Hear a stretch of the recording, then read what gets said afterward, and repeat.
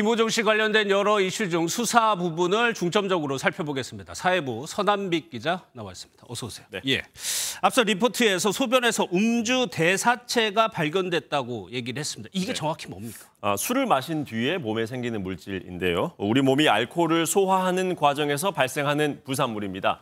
이걸 소변 검사를 통해 측정을 해서 음주 여부를 보는 건데요. 국과수는 김호중 씨가 음주를 했다고 판단할 수 있을 정도로 기준치를 넘어가는 음주 대사체가 나왔다라고 판단을 했습니다. 예, 그런데 사고가 발생한 이후에 꽤 시점이 지난 다음에 채취가 됐을 거예요. 국과수 결과 좀 믿어도 되는 겁니까? 예, 그렇습니다. 음주 대사체를 활용한 이 감정 기법으로는 음주 후에 3일까지 그 음주 여부에 대한 판독이 가능하다고 합니다.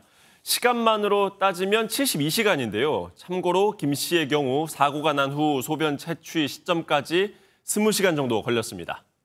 그럼 성 기자, 이렇게 되면 김호중 씨의 음주 정황은 더 짙어지는 거 아니에요? 그렇습니다. 수사 결과를 물론 끝까지 지켜봐야 알 수 있겠습니다만 현재까지 나온 정황만으로 봤을 때 경찰은 김호중 씨가 음주를 했을 것이다라고 의심을 하고 있습니다.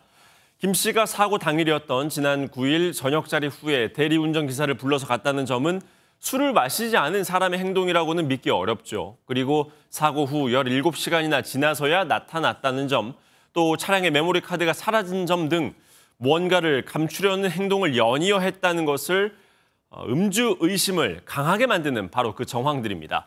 여기에 사고 전 음주한 걸로 보인다는 국과수 감정 결과까지 나왔습니다. 예, 지금 김 씨가 받고 있는 혐의가 사고 미조치, 그러니까 뺑소니 혐의인데 형사처벌을 받게 된다면 실형 가능성도 있는 겁니까? 예, 만약 음주 혐의가 인정되지 않는다고 하더라도 처벌을 피해가긴 어려워 보입니다. 사고가 난 직후에 조치를 하지 않고 현장을 떠났기 때문입니다. 사고 후 미조치라고 하는 건데요. 5년 이하의 징역이나 1,500만 원 이하의 벌금에 처하도록 돼 있습니다. 예, 그런데 지금 김 씨 측은 음주 혐의를 강하게 부인하고 있어요. 그 부분에 대한 처벌은 어떻게 되는 거예요? 그거는 향후에 법원 판단에 맡겨야 할 부분입니다.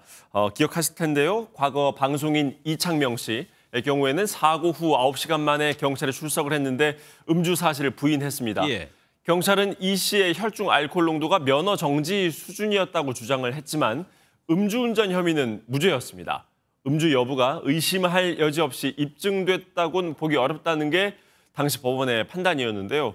김호중 씨의 경우도 저녁 자리에 동석했던 사람들이나 주점 관계자 등의 진술 등 다른 증거들이 뒷받침돼야 법원에서 혐의가 인정될 수 있을 것으로 보입니다. 예, 오늘 김호중 씨가 일정은 소화를 했습니다. 그런데 앞으로 일정은 조금 타격을 받을 수도 있을 것 같다는 생각이 드는데. 예, 일단 김 씨는 예정돼 있는 본인의 콘서트는 다 진행한다는 입장입니다.